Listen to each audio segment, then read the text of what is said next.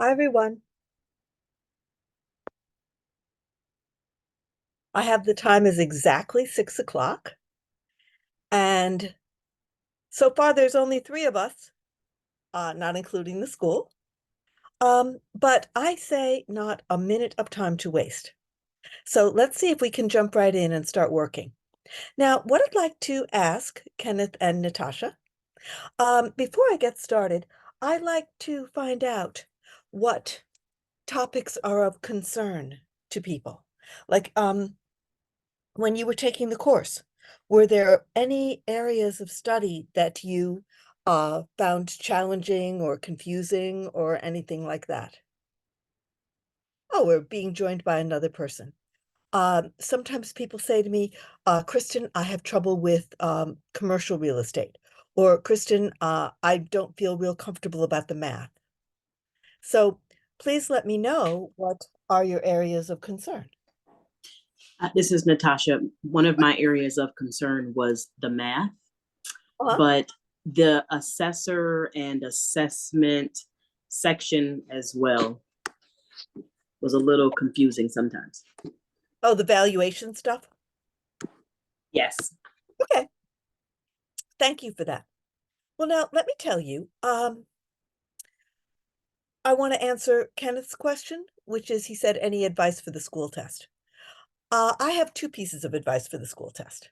The first is that probably there aren't going to be very many questions on the school test that will surprise you because the way that the school structured this course, they did it so that uh, each lecture that you do builds up to the final exam.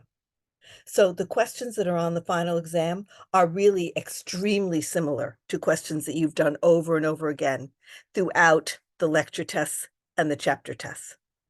So I don't think there will be any surprises to you. I think you'll feel pretty comfortable with it. The second thing I would say is that I think that RELNY's exam readiness meter, the ERM, is a fantastic tool. And so far, what I have learned is that the students that I work with, um, pretty much everybody finds that the exam readiness meter is surprisingly accurate. The feedback I've been getting from students is that if the exam readiness meter estimates that they're probably going to get like an 85, they usually get like somewhere between an 82 and an 88 on the actual school test. Yeah, so I love the exam readiness meter, and I've taught for a lot of schools, and I've never seen any other school that has it. So I think that's a fantastic tool. You said you were overstudying? I've done that before myself. So, yeah, the exam readiness meter is something to watch because it's a real good guide. Okay, so a couple of people have just joined us, and what we've been talking about so far is what areas you would like to talk about in this evening's webinar. And Natasha already mentioned that she would like to talk about valuation, and she would also like to talk about some math. Okay, so we have those two topics so far. What else have we got?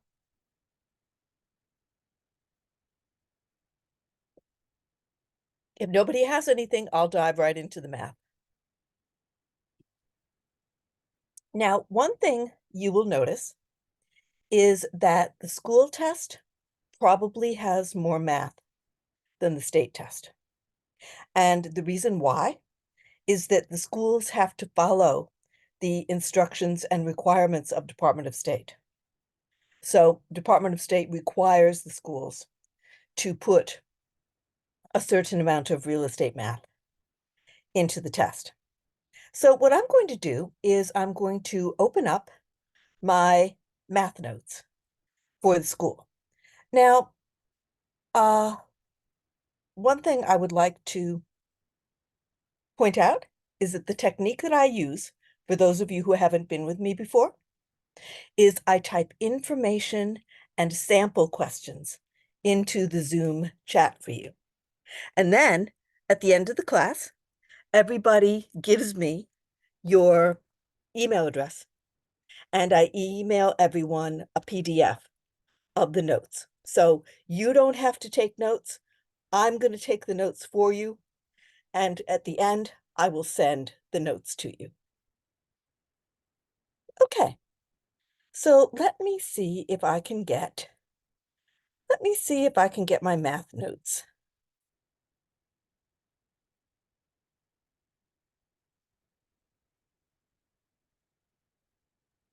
Okay. Now, the number one thing that I have observed when it comes to math is that it's not that the math is hard, because typically what the math is like the operations are just, multiplication and division, which that's third and fourth grade math. So the difficulty is not really the arithmetic itself. And of course, you're allowed to have a calculator. So the difficulty is not the actual math operations themselves. What the difficulty is why you're doing it. Okay? So yes, Carrie had a very excellent question. And she said, could I please go over the math equations that you should memorize? Okay, yes. So I'm going to tell you right now. For the state test, you want to know ERV, acres, cash on cash return, um, property tax math,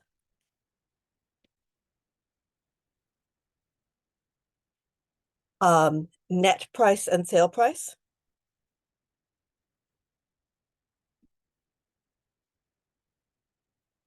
um, graduated commissions,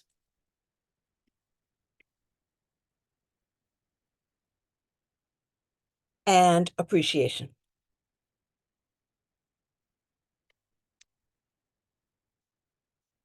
The net price was the first math you saw in the course? Golly, I don't remember. I don't remember what was the first math in the course. I've gotten so involved in writing more courses for you that I don't really look back and remember what I did previously. So I do know what the math is that I presented, but I don't remember the sequence of when I presented it. So let's see if we can do, um, let's see if we can, we'll start with an easy one. Okay. So I think probably the easiest one that we have here is appreciation. All right, so I'm going to give you a question and an answer.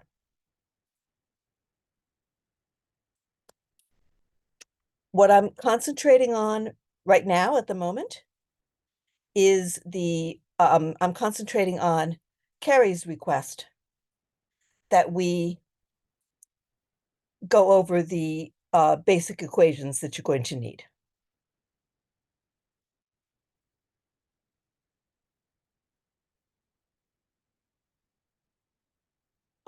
Okay, now, in response to Natasha, Natasha was talking about valuation. So let's talk about valuation for a moment. So first, we are going to talk about appreciation, price appreciation, that is, price appreciation, or you could say value appreciation,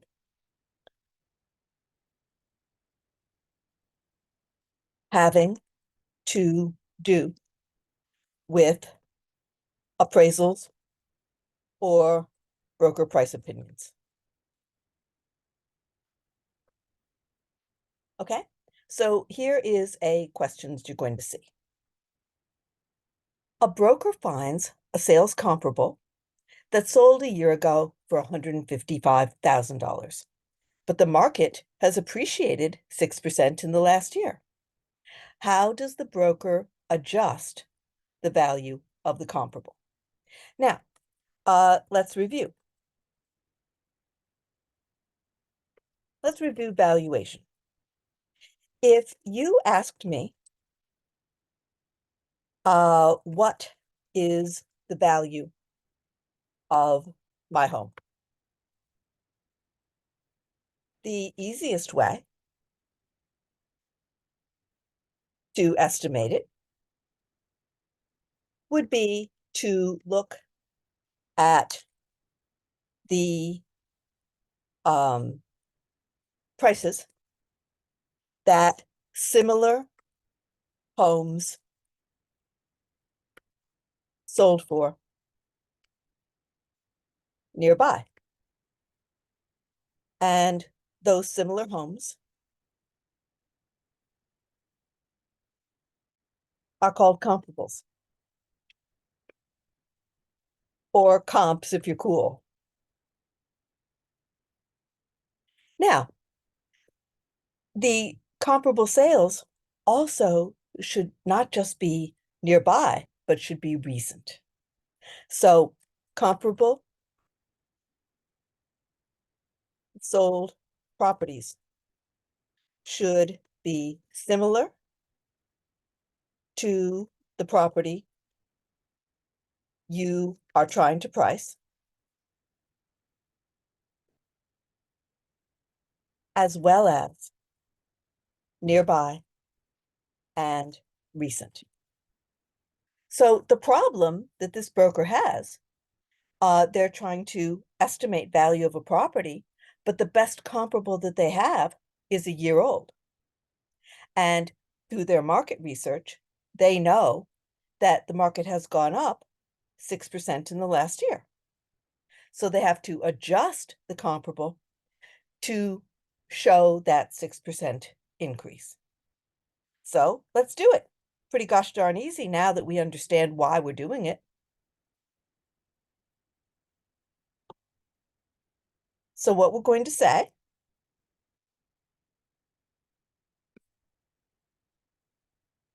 is 155,000 times 106%, which is the same as 1.06. Now, let's think about this for a second. If I took 155,000 and multiplied by 100%, it would still be 155,000, wouldn't it? So I need to increase it by 6%. So instead of multiplying by 100%, we're going to multiply by 106%. So the adjusted price, the adjusted value of the comparable is 164,300. Does that make sense? Everybody with me on that one? All right, let's find some more. Let's do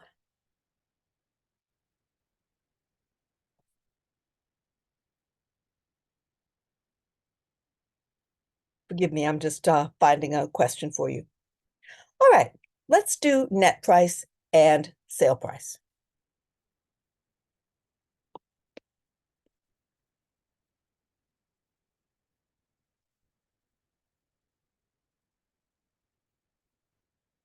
Could you multiply by 6%? Well, you could, but yeah, you could do it. You could find out what is 6% and then add it on. The only reason I didn't do that is that that's 2 steps instead of 1. But sure, you're absolutely right. Yeah, you could.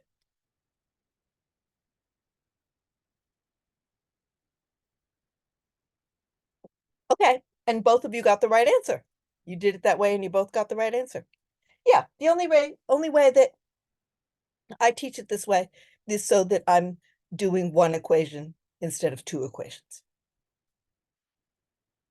Okay. An owner wants to net $200,000 on his house sale. Commission is 5%. What must the sale price be? Now, The two things you must remember.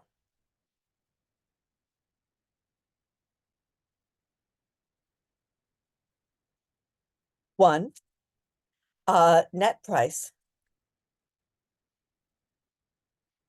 is the amount the seller ends up with after they sell their place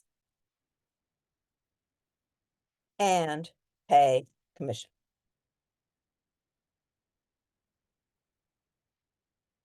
Okay, and then the second thing you have to know is that commission is always a percent of sale price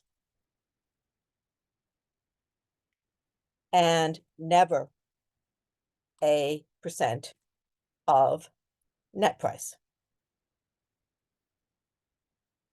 Okay, so let me give you the equation that you have to know.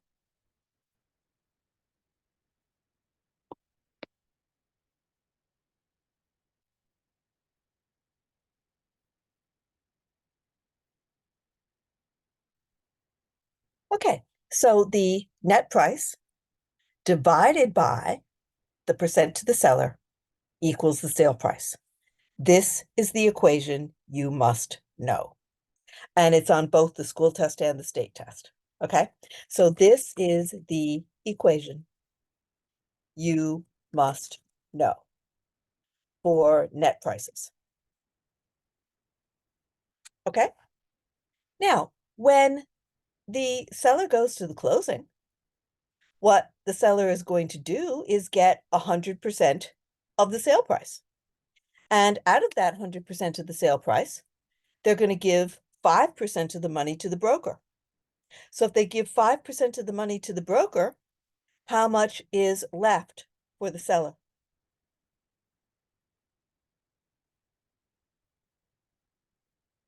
Well, I'm just going to tell you.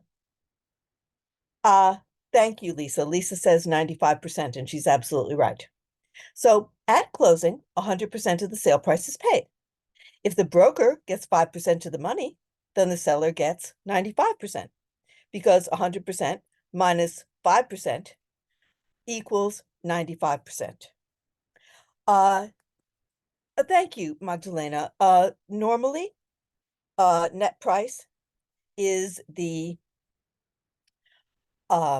it's how much money the seller ends up with after all the expenses are paid.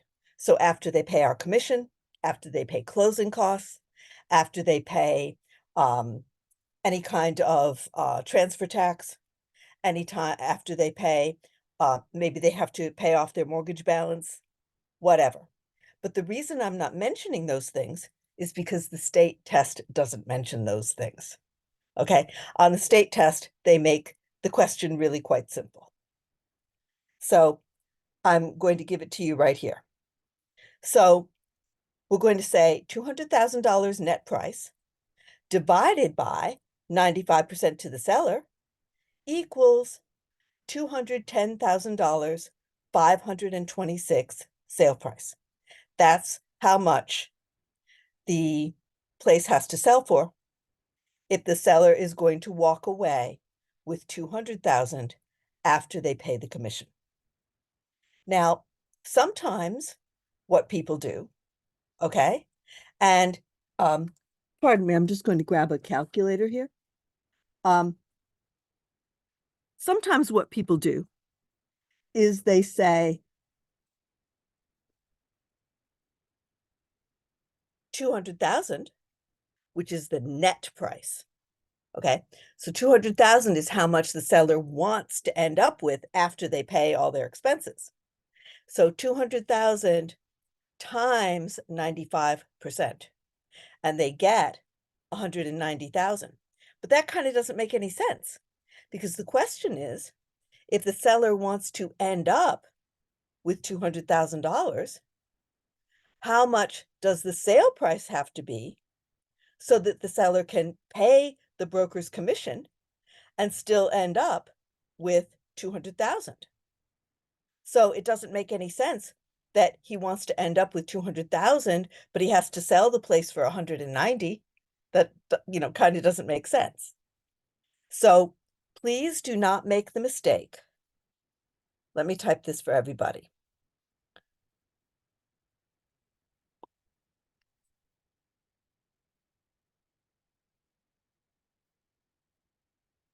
Please do not make the mistake of multiplying the net price by the percent seller keeps.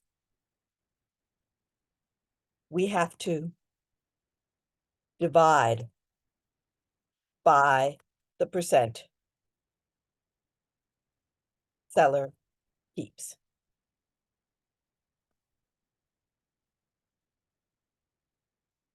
Sale price is always going to be more than net price. Okay? So let's try it again. So we're going to say 200,000 divided by 95%, and you get $210,526 is what the sale price has to be. Now, does that make sense to people? Because a lot of my students oftentimes say that this doesn't make sense to them. So does this make sense to people, or would you like me to go over it again in a different way?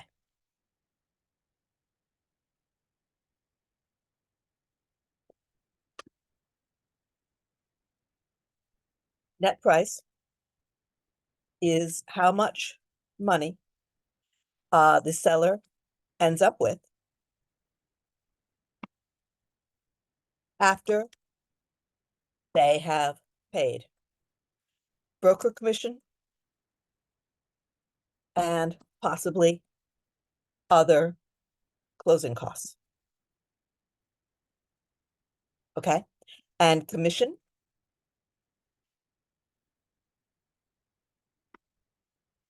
is always a percent of sale price.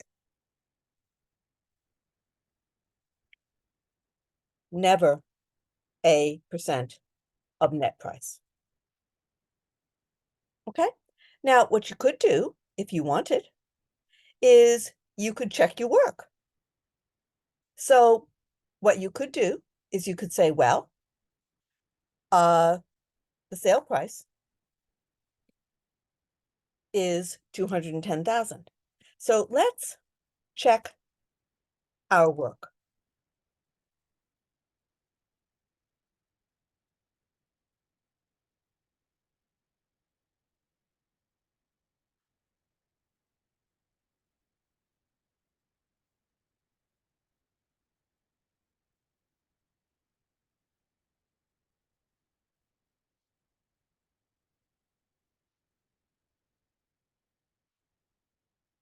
If we multiply the sale price times 5%,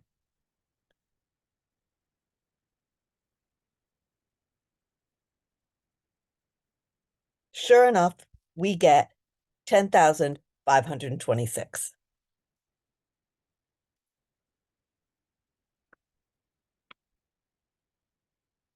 And if we subtract that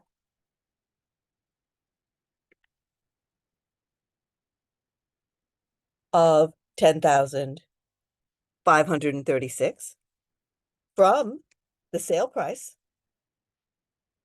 of 210,526, we get 200,000.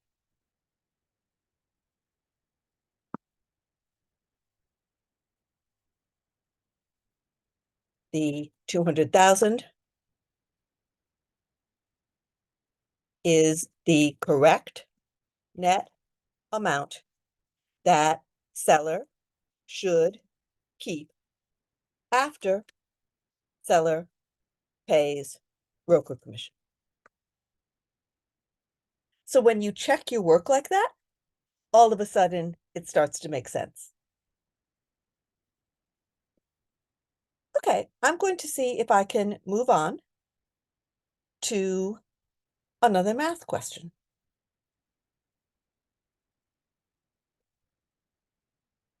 Oh, I've got an easy one for you. I have an easy one. This is from both the school test and the state test.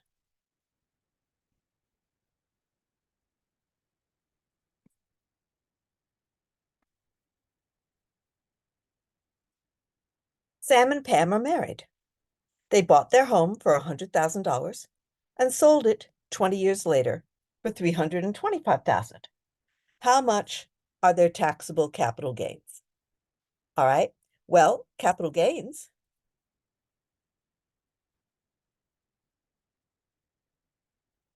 Yes, I will be happy to do that, Magdalena. Capital gains are profit from selling something like real estate or stocks, cars, something like that.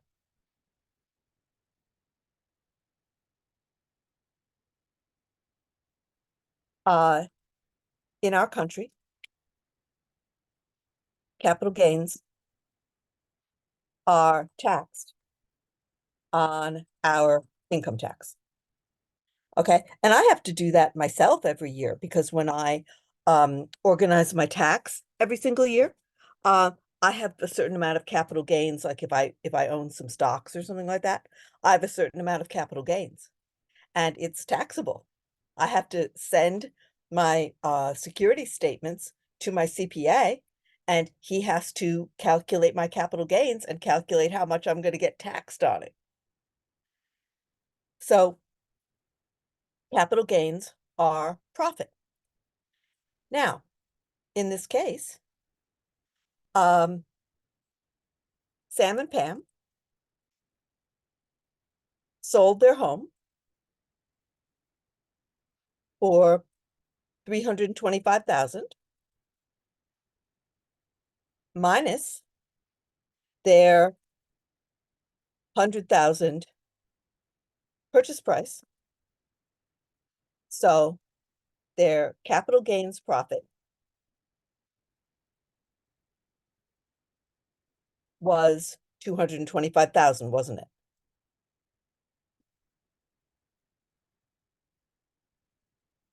What you need to know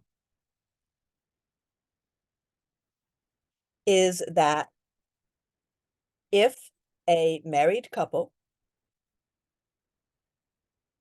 have capital gains less than 500,000 on sale of their primary home, it's not taxed. So the answer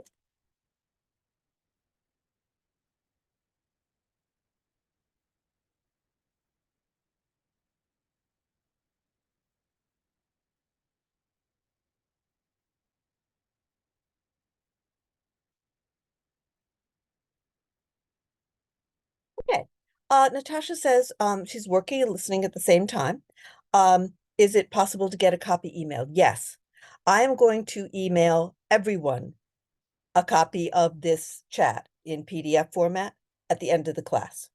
So this might be as good a time as any. If people would like to take a moment, and could everyone please give me your email address? You have 45 days left to finish your class. Do you have to take both school and test within those 45 days? Okay. The state test, you have 2 years to take it. Okay. The school test, I don't know RELNY's rules. I'm sorry, all I do is teach around here. But if you have a question about something like that, you can ask RELNY customer service. So you can find out RELNY's rules um, by writing info@relny.com. Everybody knows Deb, right? Deb is the lady that's in charge of customer service. She's fantastic. Sure, Brian, go ahead. What do you have a question about? Can you hear me? Now I can. Okay. Yeah, I'm using a friend's computer. Hi. Oh, okay. So what's your I name? have my name's Megan. Okay, Megan. I have a quick question about something I saw on the main page of the RELNY website. If I, I was looking, I just completed the course. I started it last summer. I'm like, I feel like I've climbed a mountain. I completed the course. I do have to go back and study and take the tests, both of Yeah. them. The one thing that I'm confused about, and it's not about material, it's on the front page of the RELNY website.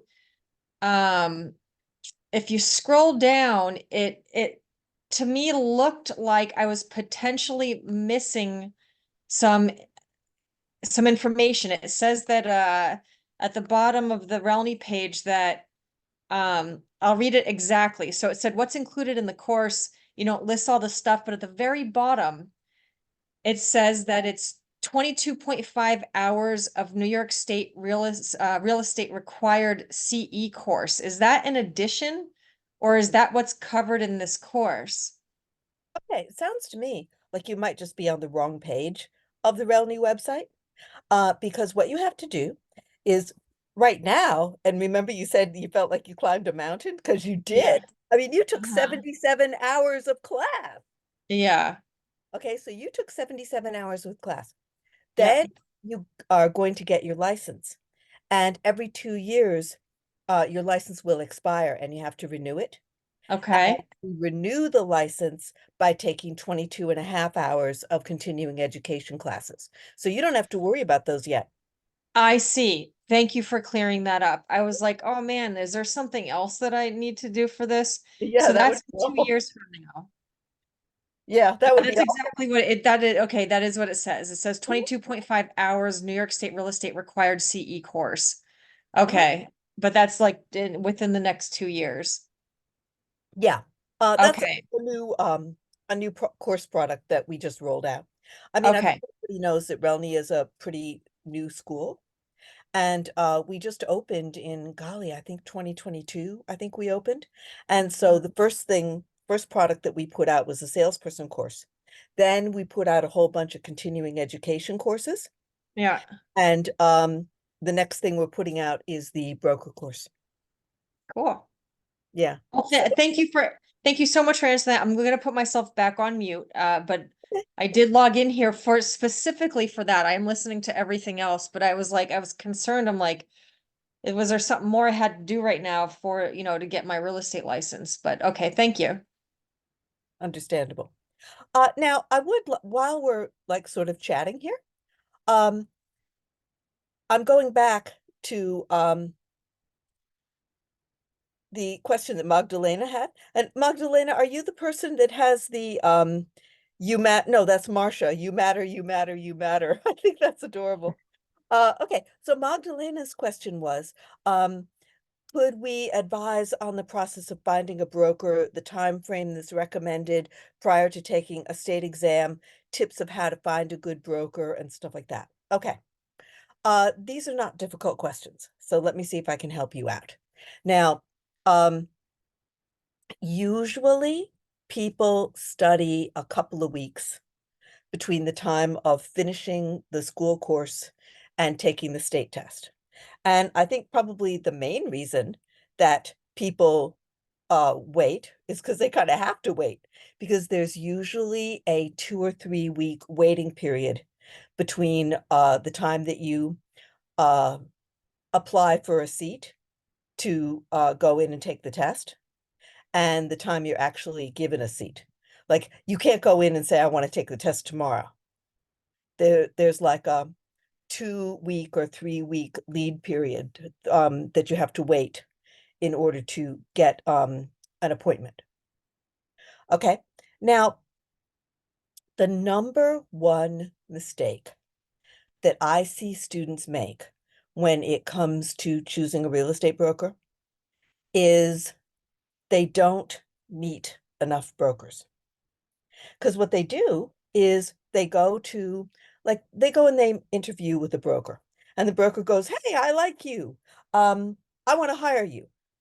And the people go, "Oh, that's great. Sure, I'll join your firm." And they join like maybe the first brokerage, maybe the second brokerage that they meet. Well, the fact is that most brokers want to hire everybody they meet who seems promising. So getting a job in real estate brokerage is very different than getting a typical employment job. Like, for example, let's say that I want to get a job as a teacher. Okay. If I go in for a job as a teacher, they're going to hire me and they're going to have to pay me. They're going to have to pay me a salary. And if they're going to pay me a salary, they're also going to have to pay for expenses for me. Like they're going to have to pay payroll tax and Social Security and unemployment tax and all kinds of stuff. So hiring an employee is very expensive for a company. But hiring an independent contractor salesperson isn't expensive at all because the company only has to pay the salespersons if they sell something. So if they don't sell anything, then the broker doesn't have to pay them. If they do sell something, then the broker makes money and the broker's happy to pay them. So when you go to job interviews, just about every broker you meet will offer you a job. So instead of being in the situation where with an employee, the company is going to look around going, "Oh, where do we find the very best employee? We need the best employee." They're going to say, "Well, we're just going to hire as many independent contractors as we have. We're going to hire as many as we can. And if they work out, great. And if they don't work out, no harm done." So it's a completely different situation. Instead of the company deciding that they want to hire you, you decide if you want to work for that brokerage because you will have plenty of brokerages to choose from. Now, one thing that a lot of students do is they base their decision about a brokerage on what the commission split is going to be. In other words, let's say that you do a rental deal and the commission is $10,000. Okay. The split is how much of that $10,000 the broker keeps and how much you get. So a lot of companies will say, well, we'll give you, the salesperson, we'll give you a 60% commission split. So of the $10,000, you will keep 6,000 and the broker will keep 4,000. So a lot of people think, well, the higher the split, the better the job, right? But that's not necessarily true. Because what you want to say when you're interviewing with them is you say to them, what's your commission split? And they tell you 60-40 or something like that. And then your follow-up question is, what support services do I get for the 40% that the company is keeping? Because I got to tell you something, some companies will give you fantastic training. Some will give you a fantastic database. Some will give you an excellent advertising budget. Some of them will give you wonderful mentoring support. There's all different advantages and disadvantages. So, I mean, it sounds, you've probably heard of those 100% commission brokerages. I mean, that sounds really good, but if I go to a company and they promise me 100% commission, and then they don't give me any support, any training, they don't give me any kind of assistance or support, then I'm probably not going to do any deals. And 100% of nothing is nothing. So the issue is not necessarily how much commission split you are paid, but more likely what services you're offered. Now, I had a broker student and she set up her own company and she only paid the salespersons 35%. So in other words, if a salesperson did a deal and the commission were 10,000, the salesperson would only get 3,500 and the broker would keep the 6,500. Now, that doesn't sound like a very good deal at all, but you know what? You know what this lady did? She would give leads to the salespersons and say, look, here is a bona fide customer. Here are bona fide listings. Go show the place. And I, meaning the broker, I know the property manager. I'll make sure the deal goes through. So she's handing deals to them on a silver platter. If I'm getting deals gift wrapped to me on a silver platter, I'll do it Mhm. 5% commission. Yes, thank you so much because that's very helpful, especially like when you're beginning. And I have a full-time job and I'm planning to keep, and I wanted to do this as part-time. So that's important to know how to navigate at But if least you at the want to beginning. do it, if you want to do it part-time, you know what might be a good way to start? Mhm. Is, sometimes you get an experienced broker who is looking for someone to help them. Like, for example, you get an experienced broker who's very, very talented, and maybe they want to spend more time with their family. So they don't want to work on the weekends anymore.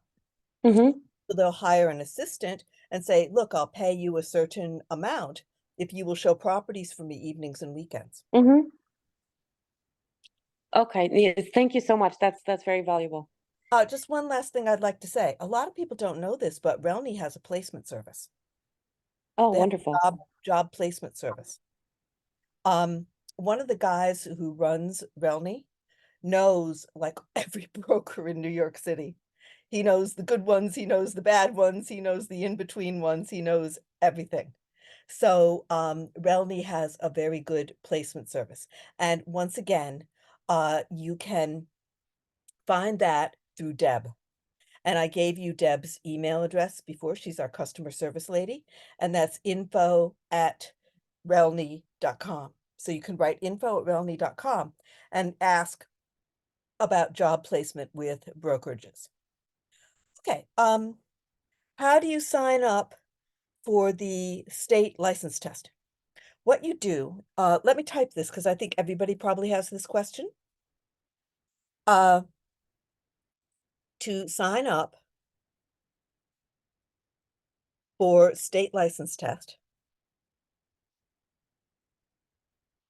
go to New York State Department of State,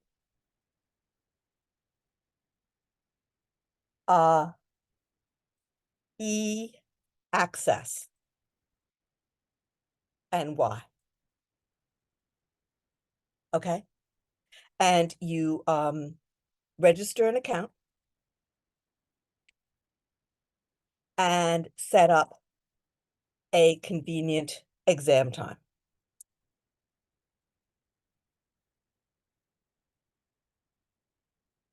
Okay, I'm going to tell you a secret. I recently took the test. I took the test about 3 weeks ago. And the reason I do it is, first of all, it's perfectly legal. Sometimes I have legal reasons for taking the test. Like, for example, if I'm getting a license in a different state and the other state says you can take the New York State test, that's good enough for us. So that would be a legal reason to do it. During the pandemic, I had 2 real estate licenses in New York State, and I let one of them lapse. If you let your license lapse for more than 2 years, they make you retake the test. So as I say, I retook the test about 3 weeks ago, and I was very, very happy to take the test because it confirms to me what I should be preparing my students for. What do I think to work for a brokerage in Wall Street because you got offered a place in that company? Are you speaking about stock brokerage or are you speaking about real estate brokerage?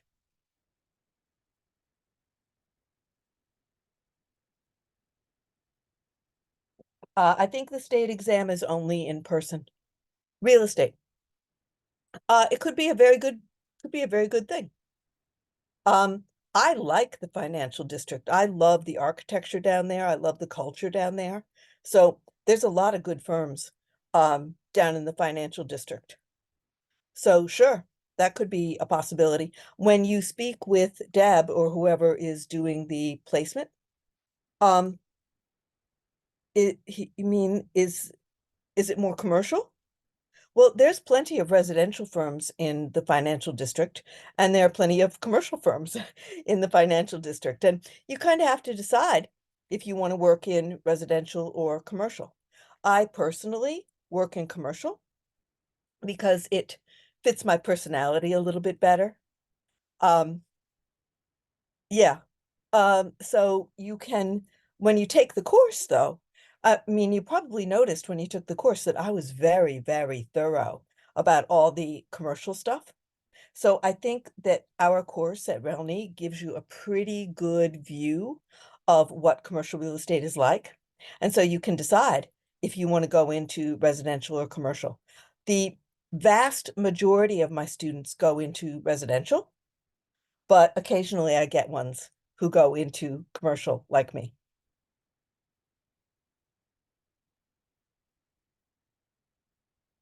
Okay, and as I said, I don't think you're allowed to take the state test remotely. I think the state test has to be in person. And one of the thing a lot of people don't know, there is no law that says you have to take the school test before you take the state test, or you have to take the state test before the school test. Doesn't matter what sequence you take it in. The only rule that they do have is that you cannot take the school test until you have finished 90% of the course. The state test, on the other hand, you can take any freaking time. Anytime you have 15 bucks, you can take the state test. And you can take the state test as many times as you like. Now, I had actually something very gratifying that happened today. I had a student who she went to a different school, and I guess she didn't have a very good teacher.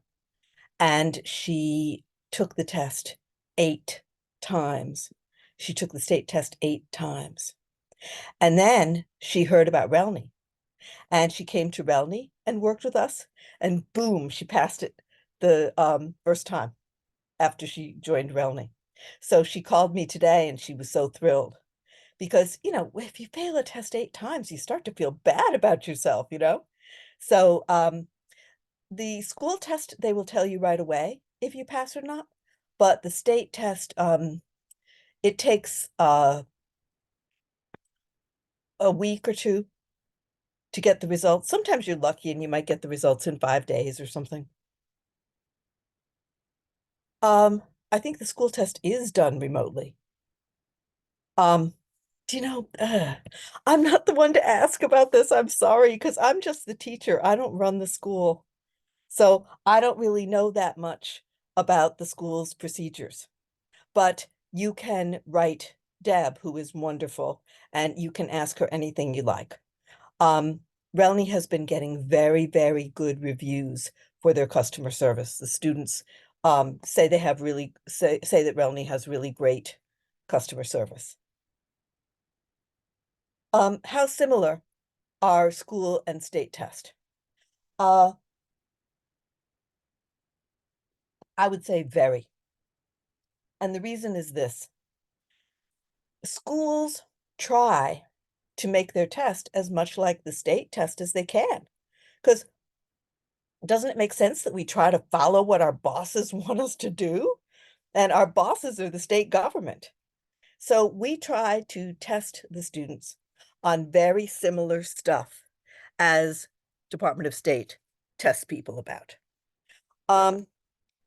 Oh, that's very nice, Magdalena. She says that Deb has reached out to me at the beginning and you can email her and she responds quickly. Hi, Natasha. Hi, I have a quick question for you. So I work every Wednesday. I work from home, but I do work every Wednesday, evening shifts. but I'm able to get on today because we're a little slower. I wanted to know, how am I, or would I be able to get previous recordings, or are we only getting the one that we are participating on? Because on the website, I see some from last year. I don't know, there's like 10 or so of them. Are those just the ones that you picked that were, thought were really helpful for us? Or is there something from a month ago? Or like, how do I know videos that I can go back and look at? Or how does that work? Yeah. Well, you're absolutely right, because what they do is they film every single one of my webinars that I do. And last year I was doing them all the time. I was doing them like every week. But now we have a stockpile of so many review sessions that it is possible to go in and get a hold of the old recordings or the old PDFs or something like that. And that is a question for RELNY. I'm not sure how they distribute it or how they sell it, or I'm not sure how they do it. But So will we agree get with this you. one today? Huh? Will we get this one today or no? Yeah, I'm going to Okay, email it to you at the end of class tonight. thank you. Yeah, as long as people gave me your email address, I will email it to you at the end of the evening. Okay. I mentioned two chapters that I said are always on the test. Oh, yes. Department of State's favorite chapters are fair housing and agency. And I think the reason those are their favorite chapters is that those are basically the two main reasons that brokers and salespersons get their licenses taken away. Like if somebody violates fair housing law, they're going to get their license taken away. So, Department of State is they take the attitude of like, well, as long as they have us here as a captive audience, they're going to make darn sure that we know about fair housing law and agency law. So those two subjects are probably the most important. I told you I took the test about 2 or 3 weeks ago. I couldn't believe how many fair housing questions there were. There were like 10 or 12 fair housing questions. I couldn't believe it. So those are definitely the most important. With regard to math, there were only about, I think there were 4 math questions. But sometimes if you're lucky, you go downtown and you get a math, you get a version of the test that only has like 2 or 3 math questions. There's 77 questions on the test, and the school test has probably a lot more math than the state does due to requirements that are placed on the schools. Okay, so the test is 77 questions and you get 90 minutes. So that's what, like about a minute per question, approximately, a little more than a minute per question.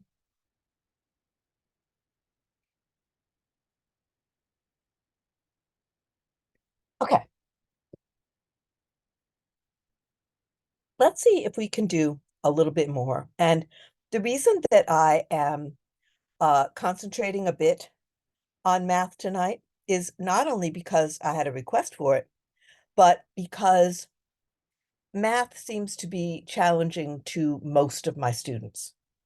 So I thought that Natasha and Carrie both asked about this, and I think that both of you had a very good remark, which is, remember Carrie said, Kristen, can you give us the equations, the math equations that we need to know?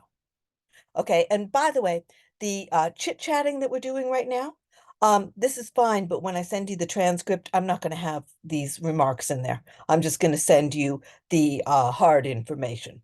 I'm going to send you the notes and the questions. I'm not going to, like if somebody says ha ha, or somebody says thanks, or something like that, I'm not going to leave it in the transcript. I take out those little fluffy things.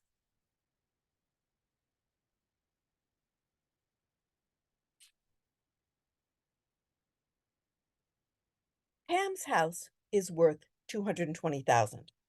Assessment rate is 60%. What is the assessed value of Pam's home? Now, in order to solve this, you have to know that in New York State, and I will type this for you, in New York State,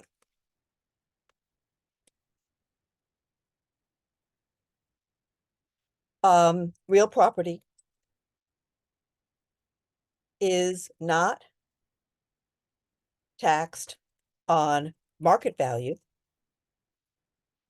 but on assessed value, which is a percent of market value. Now, we love that because let's say I have a home that is, let's pretend I own a home in Queens, and my home in Queens has a market value of $1 million. If I were taxed on the market value of my home, my tax would be like $200,000. But if I'm taxed on the assessed value of my home, my tax only works out to be about $13,000. So I like $13,000 tax a lot better than $200,000 tax. So the equation you need to know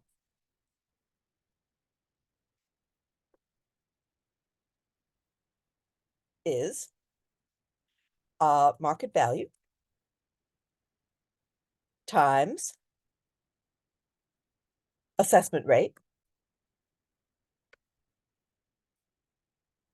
times tax rate equals annual tax. Okay, so now that we have this equation, we can find out the answer.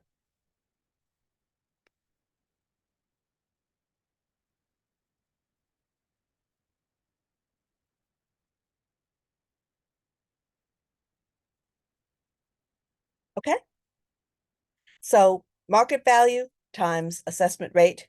We can't put in the tax rate because they didn't tell us in the question what the tax rate was. So we're going to leave the tax rate out because they didn't mention to us in the question what it is. But market value times assessment rate equals assessed value. So the answer is $132,000. Now, we've been doing a lot of math. So let's see if we can shift gears a little bit and do a bit of fair housing. Now, there is one fair housing question that is always on the test. So this fair housing question is always on school and state tests.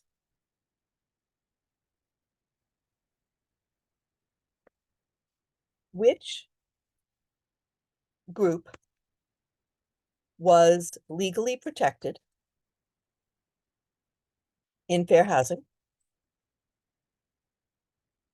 in 1988?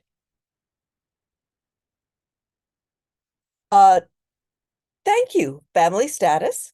And what's the other one?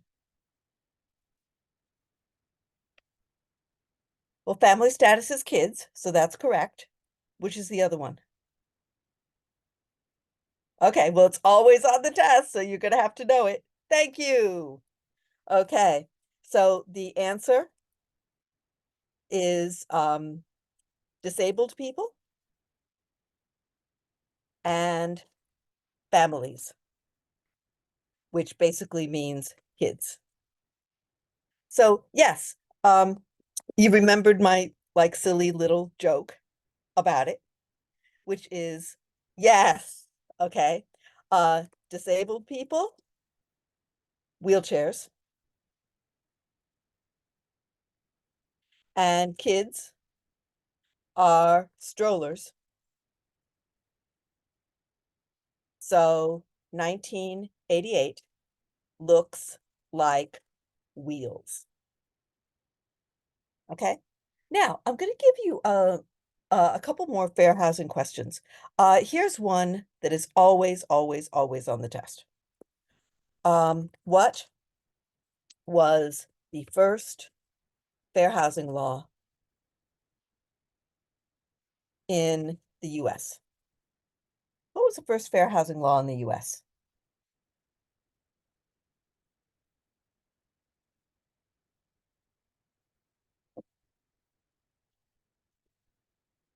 I'm sure people know this.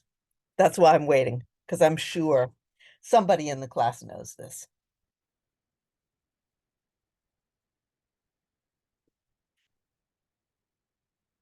Shall I give you a hint?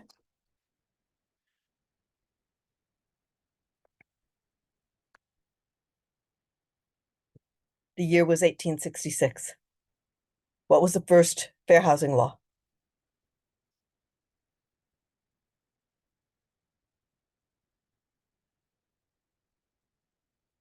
Yes. Answer is Civil Rights Act of 1866. Okay, that is always going to be on the test. Another question. Which law, which fair housing law offers an exception or exemption to landlords and sellers for race equality? Which fair housing law offers an exception or exemption to landlords and sellers for race equality? What's the answer?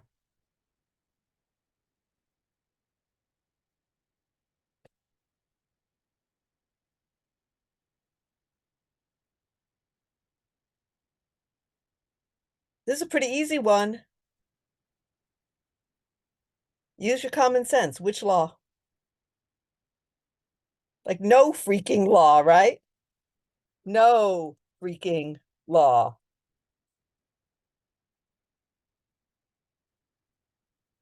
No law in the US allows a fair housing exception for race. Okay? You know, it's funny. Fair housing is my favorite chapter. It's my absolute favorite chapter in the book. Uh, let's do another one. And I'm gonna give you one. I'm gonna tell you the truth. I got this one wrong.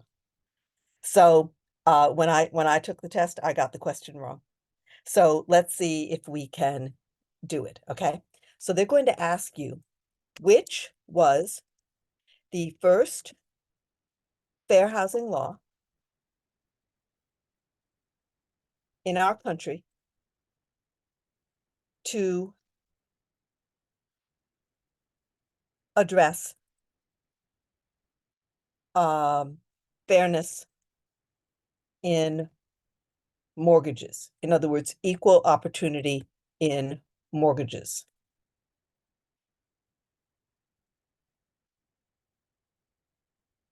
Okay? And I'm going to give you a couple of choices, okay?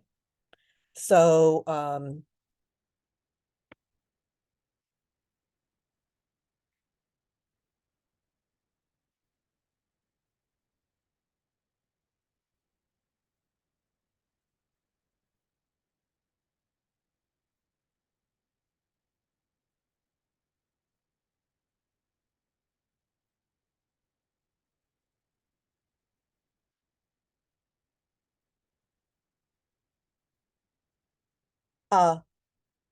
which was the first fair housing law in our country to address equal opportunity in mortgages? And your choices are Civil Rights Act, Fair Housing Act, Housing and Community Development Act, or Section 8. By the way, for your interest, C and D are the same. Section 8 is part of Housing and Community Development Act. Thank you. Everybody got it right. That's fantastic. The answer is indeed 1968 Fair Housing Act. maybe you remember the slide I did about that. I had a big dinosaur. I had uh, I actually took a picture of people who were doing a civil rights parade, and somebody was carrying a great big dinosaur in the parade. So that's where I got the civil rights picture.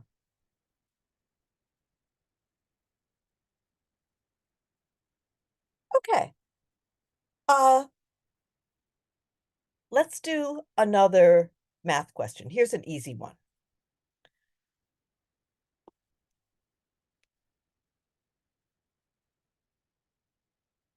An office building has 19,000 rentable square feet and 16,000 usable square feet. What is the efficiency factor? So let me see if I can find it for you. Rentable is the entire office, and it includes lost space that you can't really use. Like, you can't really use bathrooms and stairs and closets and hallways for your business. So those parts of the office are called the lost space. So rentable is the whole entire office, everything, including the bathrooms and the halls and everything.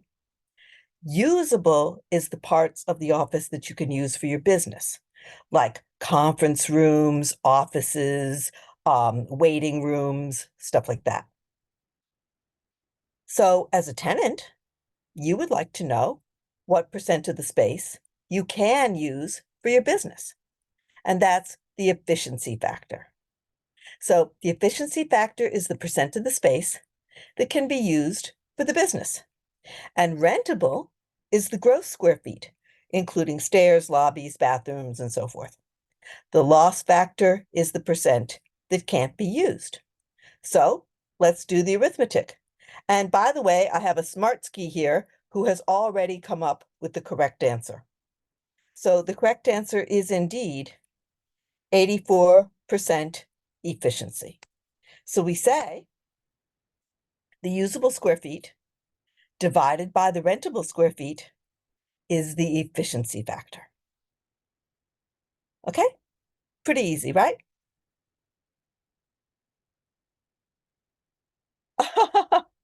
That's funny. Well, good to know that you're doing well in math. Okay, I'm going to give you a math question that is on the state test. And it's not that it's hard, because the arithmetic is just plain old-fashioned division. What's hard about it is that oftentimes my students don't understand why they're doing it. So let's go through it. Sam wants to buy a building for 2 million. Now, I'm going to give you a little tip. These are the actual numbers that are on the state test. They're still the same numbers they've always had. Sam wants to buy a building for 2 million. His down payment is 500,000, and monthly income on the property is 15,000. What is the cash on cash return?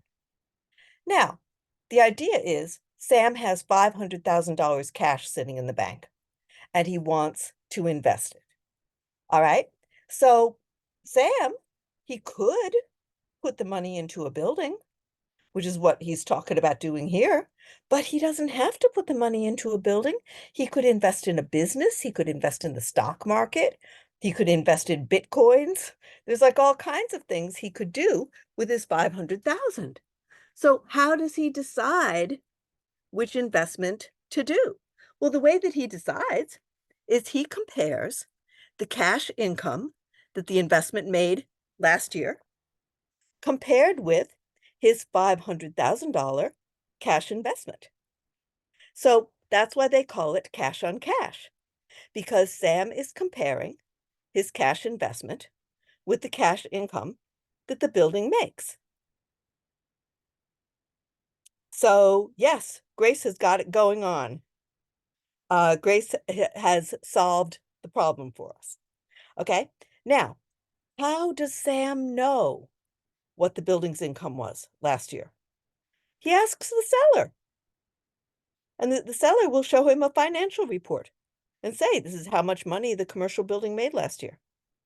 How does he know how much money a stock, a certain shares of stock made last year? He reads the report from last year. So it's not like a mystery or anything. So all Sam is doing is comparing. All Sam is doing is comparing the building's income to his 500,000 cash investment.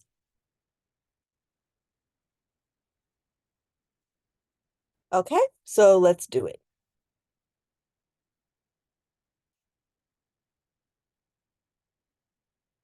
Before tax cash flow is a type of income.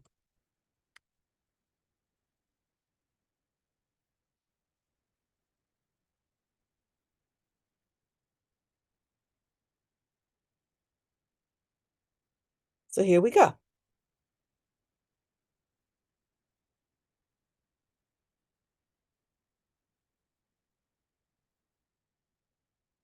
Before tax cash flow is a type of income for a building and is abbreviated BTCF.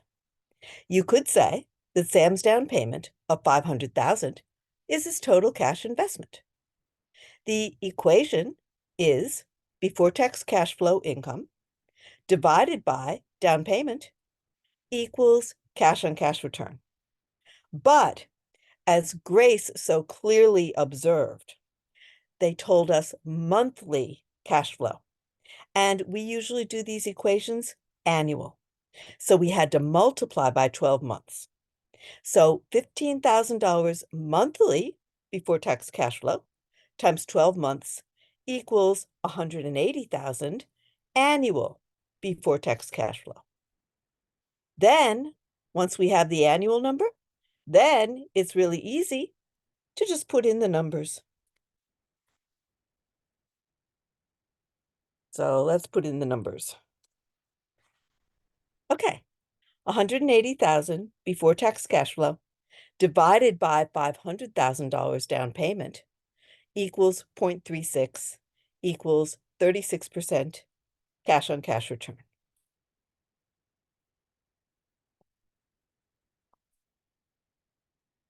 All right, I'm going to see if I can find some agency questions.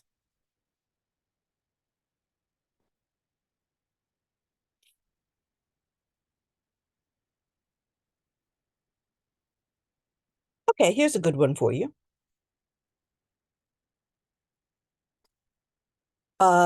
This is on both the school test and the state test. This question that I'm about to give you is on both.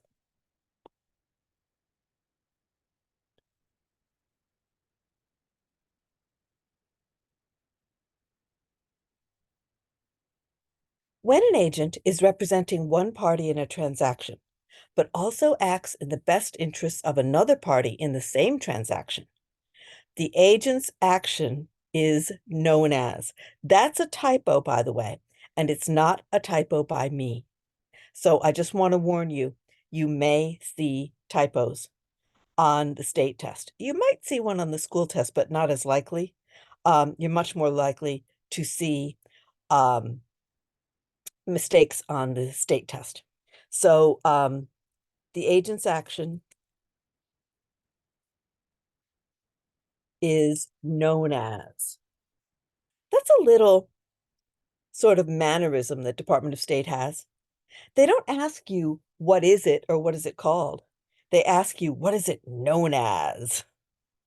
All right. And Magdalena is absolutely correct. The answer is undisclosed dual agency, which, by the way, is illegal.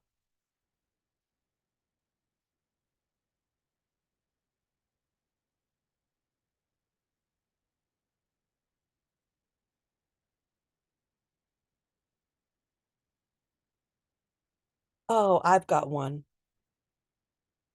I've got one for you. This is an agency question.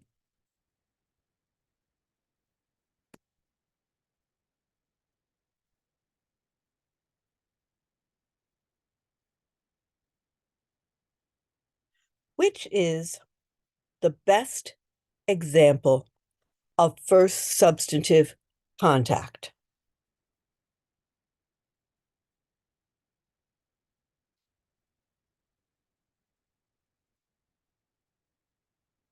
Which best illustrates the first substantive contact? And I will give you choices.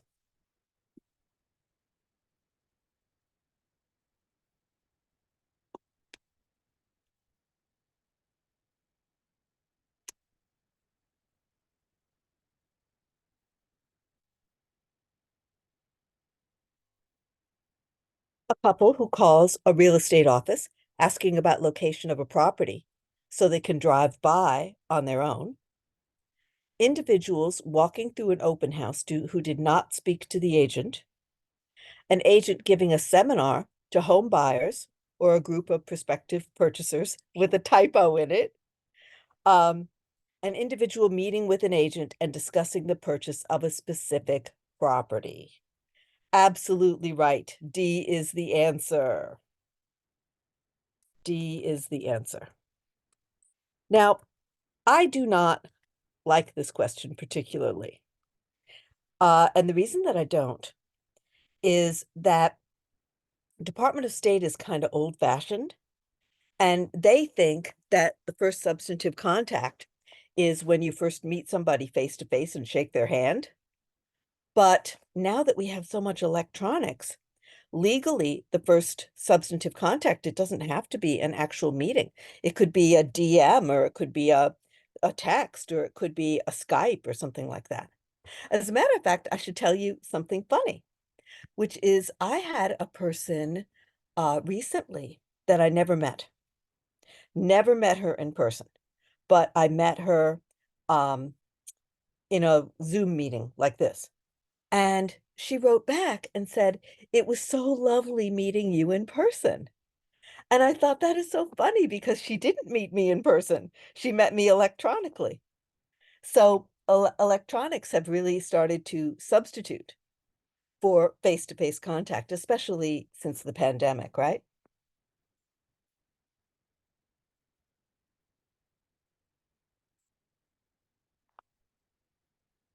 Oh, I have one.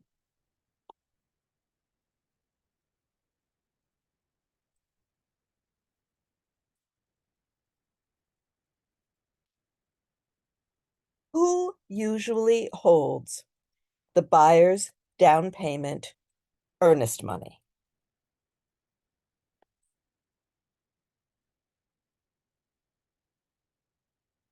Which is sometimes called the buyer's down payment, or sometimes it's called the earnest money deposit. Yes, absolutely right. Answer is D. Answer is D, seller's attorney. Now, the reason why is actually a very interesting one. In some states, not New York, but in some states, it isn't necessarily the attorney who holds the money. It might be the real estate broker. But in New York, it's the attorney. And you know why? Because in New York State, we have something that a lot of other states don't have. And we have something called the New York State Lawyers Fund. And it's a kind of insurance for attorneys. So, for example, if an attorney does something that is illegal or unethical, and a client loses money, the New York Lawyers Fund will pay back the client. So if they have this lawyers fund that offers insurance, people would much rather give their deposit money, which could be a lot of money. It could be like 100 grand or something, right? And so they prefer to give it to an attorney who has this insurance rather than to a broker who might not have any insurance.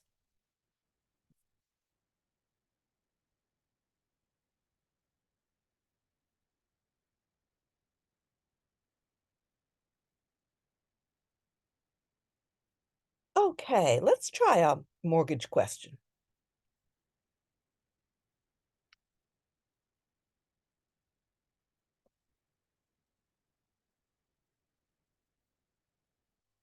What happens in the secondary mortgage market? FHA loans are originated, conventional loans are originated, mortgages and bonds are bought, or home equity loans may be obtained. Thank you. Answer is C. Banks sell mortgages in secondary market to the government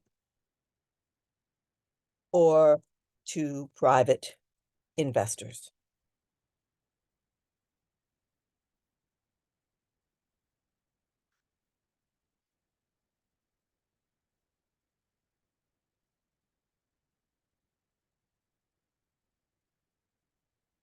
Oh, here's one.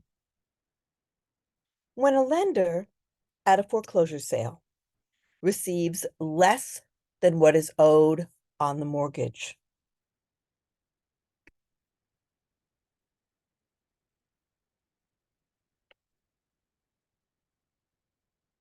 the lender may ask the court for a deficiency judgment, escheat allowance, attachment lien, or easement lien.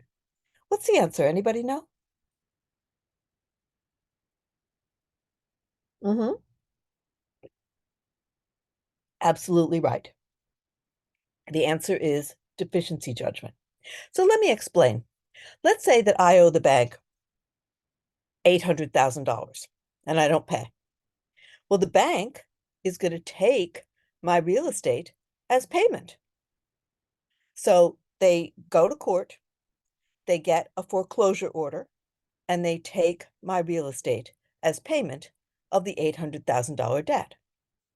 Now, the bank sells the real estate, and maybe when they sell it, the most money they can get is $700,000. So the bank has lost $100,000. A deficiency judgment is when they go to the court and say to the judge, Your Honor, we think Kristen should pay us the missing $100,000 that we lost. Okay, so that's a deficiency judgment. Sure.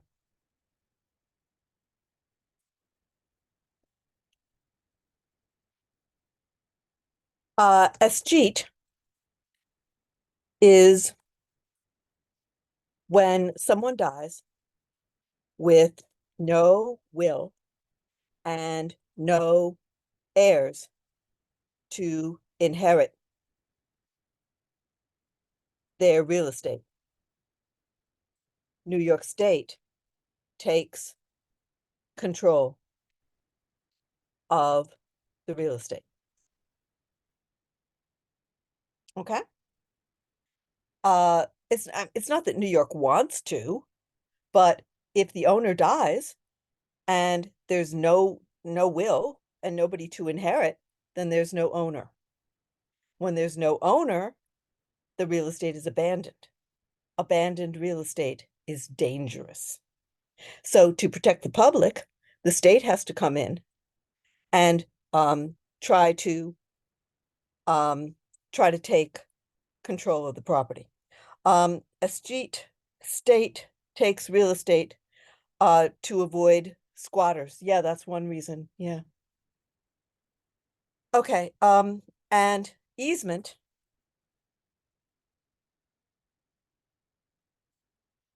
Easement means someone else legally can use your real estate. Okay? Now, I have observed that a lot of people are uncomfortable with all these words that start with E. I don't know why, but there's a whole lot of words in real estate that start with E, like easement, encumbrance, encroachment, eminent domain. There's so many words that start with E. So what I did is I made for you a little table. And I made a table with definitions of all the E words. So let me see if I can include that in our transcript this evening. Now, one thing that frequently happens to me when I teach is that I get so excited about teaching and being with everybody, and I get a little carried away, and I make the classes go just way too long. So I have learned not to do that. Um, this class is supposed to end at 7:30, so I'm going to try not to keep people overtime. So let's do a couple of more questions. Let's do a couple of more questions and we'll see how we do.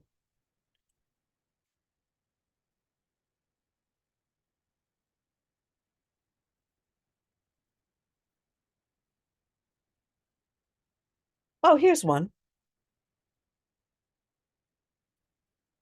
Which federal law dramatically curtailed the use of CFCs?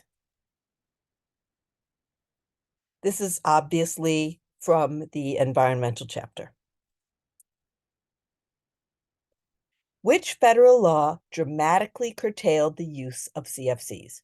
Do people remember what CFCs are? CFCs are those gases that leak out of air conditioners and they go up in the air and they hurt the ozone layer of our atmosphere. The ozone layer is what protects us from the direct rays of the sun. So the answer is indeed Clean Air Act, because the CFCs go out of the refrigerators or air conditioners and go up into the air. So the answer is indeed Clean Air Act.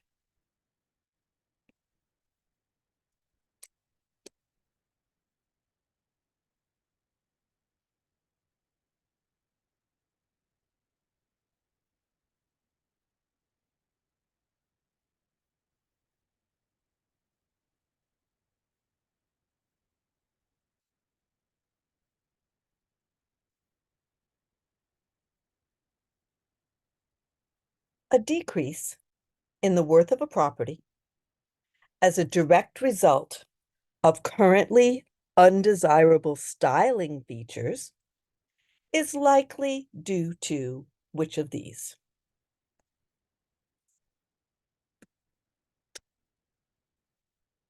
A decrease in the worth of a property as a direct result of currently undesirable styling features is likely due to obsolescence, poor market, blighted area, or adverse possession. Absolutely right, Carrie. The answer is obsolescence.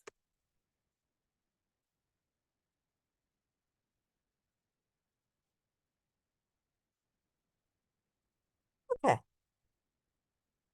I think we have time for one more, so I better make it a good one, huh?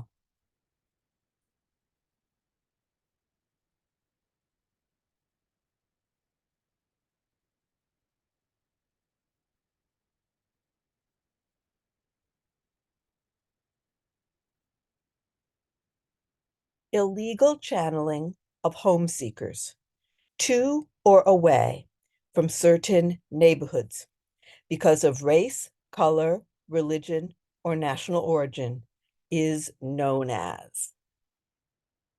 So the illegal channeling of home seekers to or away from certain neighborhoods because of race, color, religion, or national origin is absolutely right, steering. Okay, so the answer is B, steering.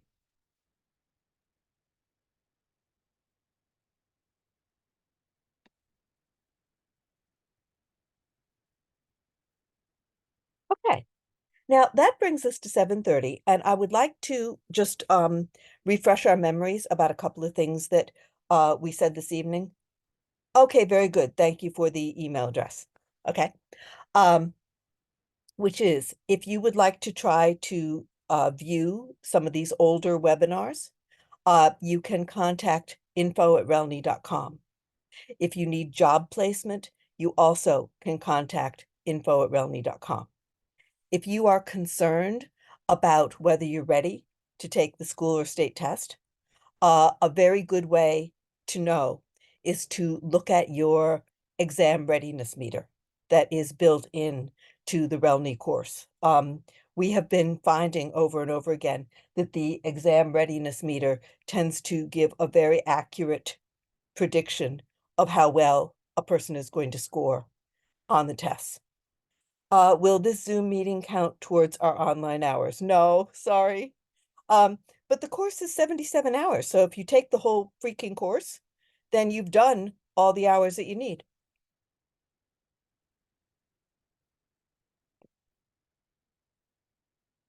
Yeah, Department of State considers this to be study time. Oh, I'm glad you think it was helpful. Now, as I mentioned, we used to do these little webinars every week. Now we only do them once a month because we have such a collection of older ones that have already been done. So I hope to see some of you in a month. We do it on the third Wednesday of every month. So I look forward to seeing some of you next month. And I'm going to give everybody my email address. I will be sending you an email later this evening, and you got to give me a little while because it takes me a while to edit it. Okay, but I will send you the email later, and then you'll have my address. So if you want to ask me questions or make comments or anything like that, you will be welcome to contact me. So I'm going to say thank you very much. I enjoyed being with you together. And I'm going to say good night.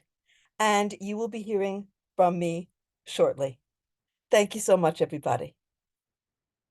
Bye-bye.